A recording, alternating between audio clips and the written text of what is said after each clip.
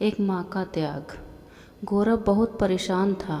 उसे समझ में नहीं आ रहा था कि वो इस परिस्थिति से कैसे निपटे।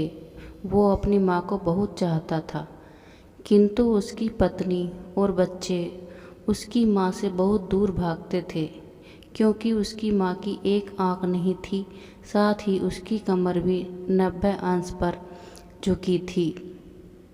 वैसे वह अपना काम सब खुद कर लेती है, किंतु फिर भी वो उसकी पत्नी और बच्चों के लिए हमेशा खटकती है। दादी, आप ऊपर के कमरे में जाओ, मेरा दोस्त आ रहे हैं, गौरव के बेटे मयंक ने बड़ी बेरुखी से कहा। पर बेटा, मैं तो यहाँ बहुत दूर बैठी हूँ, गौरव की माँ ने बहुत प्यार से कहा। नहीं, आप उनके सामने मत रहो, वो मुझे चिढ़ाते हैं, मयंक ने जोर से डांटते हुए कहा। क्या हुआ मयंक, क्यों चिल्ला रहे हो? गौरव की पत्नी पूजा ने किचन से ही आवाज़ लगाई। देखो ना माँ, ये दादी यही ड्राइंग रूम में बैठी हैं और मेरे दोस्त आ रहे हैं, मयंक ने शिकायत भरे लहजे में कहा। माँ जी, आप ऊपर चली जाओ, क्यों हम लोगों को लजवाती हो? पूजा ने बेटे का पक्ष लेते हुए कहा। बेचारी गंगा देवी चुपचाप उठकर जीने के सहारे ऊपर जाने लगी। कमर झुकी होने के कारण उन्हें ऊपर चढ़ने में बहुत परेशानी हो रही थी, किंतु वो पूरी ताकत से ऊपर के एक कोने वाले कमरे में जाकर बैठ गईं। गौरव बाजू के कमरे से सब सुन रहा था। उसे कष्ट हो रहा था कि उसकी माँ को अपमानित होना पड़ रहा है, किंतु वो असहाय था। अगर वो कुछ कहता है तो पत्नी और बच्चे उसका विरोध करने लगते हैं। दूसरे उनके तर्क भी सही लगते हैं, चूँकि वो एक प्रशासनिक अधिकारी था। उसका सामाजिक स्तर बहुत ऊंचा था। उसकी ससुराल भी एक उच्च घराने में थी, अतः वह चुपचाप इसी तरह हर दिन अपनी माँ को अपमानित होते देखता रहता था। रात को गौरव की पत्नी ने कहा, देखो जी, अब कुछ करो। कल कलेक्टर साहब की पत्नी आई थी, माँ जी अपनी देसी धुन धारा में उनसे मिली। मुझे बहुत शर्म आ रही थी बताते हुए कि यह मेरी सास हैं। मैंने कह दिया कि दूर की रिश्तेदार हैं, इलाज कराने आई हैं। गौरव को रोना आ गया, किंतु फिर भी वह चुप रहा। उसे समझ में नहीं आ रहा था कि वो क्या करे।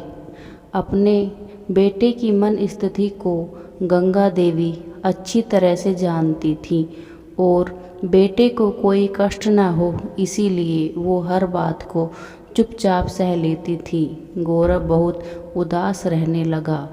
एक तरफ परिवार और सामाजिक स्तर पर जीने की प्रतिबद्धता थी, तो दूसरी ओर माँ। आखिर माँ से अपने बेटे की यह हालत नहीं देखी गई। एक दिन उसने अपने बेटे से कहा, गौरव, बहुत दिन हो गए हैं, मैं अपने गांव जाना चाहती हूँ, मुझे वहाँ पहुँचा दो, मेरा यहाँ मन नहीं लग रहा। किंतु माँ, वहाँ तो कोई नहीं है, तुम्हारी देखभाल कौन करेगा? गौरव ने आश्चर्य से पूछा। अरे, सब गांव वाले तो हैं और वो तुम्हारे मामा जी तो उसी गांव में रहते हैं, और फिर हम सारी व्यवस्था कर आएंगे ना। पूजा को तो जैसे मन की मुराद मिल गई हो। हाँ बेटा, बहू सही कह रही है, गंगा देवी ने लंबी सांस लेते हुए कहा। गौरव जानता था कि गांव में माँ की देखभाल करने वाला कोई नहीं है, लेकिन अपनी पत्नी की जिद के कारण वह अपनी माँ को गांव छोड़ने पर विवश हो गया। माँ को गांव छोड़कर आते वक्त उसे रोना आ रहा था तथा अपनी बेबसी पर गुस्सा भी आ रहा था, किंतु परिवार, पत्नी और समाज ने उसके इन मनोभावों को दबा दिया और वह सुकून सा महसूस करने लगा। कुछ दिनों के बाद उसके चाचा, जो अमेरिका में रहते थे, आने वाले थे। जब गौरव बहुत छोटा था, उसके पिता जीवित थे, तब वो भारत आए थे और उसके बाद वो अब भारत आने वाले थे। पूरा परिवार और आस पड़ोस बहुत उत्साहित था। अमेरिका से गौरव के डॉक्टर चाचा आ रहे थे। डॉक्टर रमेश ने जैसे ही घर में कदम रखा, सबने मिलकर बहुत उत्साह से उनका स्वागत किया। क्यों गौरव, भाभी नहीं दिख रही, कहाँ हैं? डॉक्टर रमेश ने उत्सुकतापूर्वक पूछा। जी वो गांव में रहती हैं, उनका यहाँ मन नहीं लगा, पूजा ने सपाट लहजे में उत्तर दिया। डॉक्टर रमेश ने गौरव की ओर देखा तो गौरव ने अपनी आंखें झुका ली। डॉक्टर रमेश सब समझ गए। बोले, कल हम भाभी से मिलने गांव चलेंगे सब लोग। दूसरे दिन सभी लोग गांव के घर में पहुँचे। देखा कि गंगा देवी को बहुत तेज बुखार है और वो पलंग पर ऐसाए पड़ी हैं। डॉक्टर रमेश दौड़कर गंगा देवी के पास गए, उनके पैर छूकर रोने लगे। गंगा देवी की हालत उनकी कल्पना से परे थी। वाह बेटा गौरव, तूने तो नाम उजागर कर दिया। अपनी माँ की ये हालत देखकर तुझे तो शर्म भी नहीं आ रही होगी। डॉक्टर रमेश ने गौरव को लगभग डांटते हुए कहा। नहीं देवर जी, गौरव का कोई दोष नहीं है। मैं खुद गांव आई थी। गंगा देवी ने अपने बेटे का बचाव किया। मुझे सब पता चल गया है भाभी, आप चुप रहो। क्यों बहू, तुम्हें अपनी सास की कुरूपता पसंद नहीं?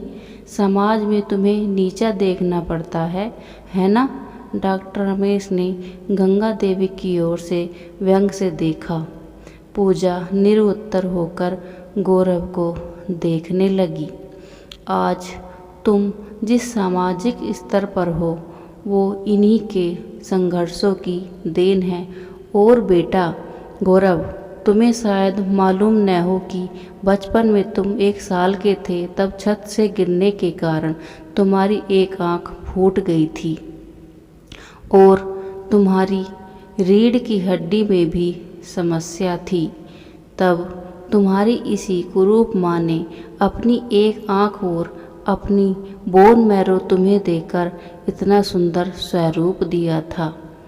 पूजा बेटा, इतने सालों तक संघर्ष करके बेटे को प्रशासनिक अधिकारी बनाने वाली इस संघर्षशील औरत की तुम लोगों ने यह दशा कर दी। तुम्हें ईश्वर कभी माफ़ नहीं करेगा। डॉक्टर रमेश की आंखों से अश्रु जलधारा बह रही थी। अब भाभी, आप मेरे साथ अमेरिका जाएंगी, यहाँ इन स्वार्थी लोगों के बीच नहीं रहेंगी। डॉक्टर रमेश ने गंगा देवी से कहा। गौरव को तो काटो तो खून नहीं था। डॉक्टर रमेश जो उसके चाचा थे, उन्होंने जो राज बताया, उसके बाद तो गौरव को यही लग रहा था कि उससे ज़्यादा पापी इंसान इस दुनिया में कोई और है ही नहीं। वह दौड़ता गया और माँ गंगा देवी के चरणों में लिपट गया। माँ, मेरा अपराध अक्षम्य है। मैं जानबूझकर चुप्पी साधे देखता रहा, आपका अपमान करवाता रहा। अब सिर्फ आप ही उस घर में मेरे साथ रहेंगी और कोई नहीं। गौरव ने आग्नेय दृष्टि से अपनी पत्नी और बच्चों को देखा। पूजा को भी बहुत पश्चाताप हो रहा था, किंतु उसकी हिम्मत नहीं हो रही थी कि वो गंगा देवी से आँख मिलाए। गंगा देवी ने पूजा की मन स्थिति को समझकर उसको पुचकारते हुए अपने पास बुलाया और गौरव को डांटते हुए कहा, खबरदार, जो मेरी बहू को मुझसे अलग करने की कोशिश की तो तुझे ही घर से बाहर निकाल दूंगी। पूजा और बच्चों ने गंगा देवी के पैर पड़ते हुए अपने व्यवहार पर माफ़ी मांगी और माँ के हृदय ने सबको माफ़ कर दिया।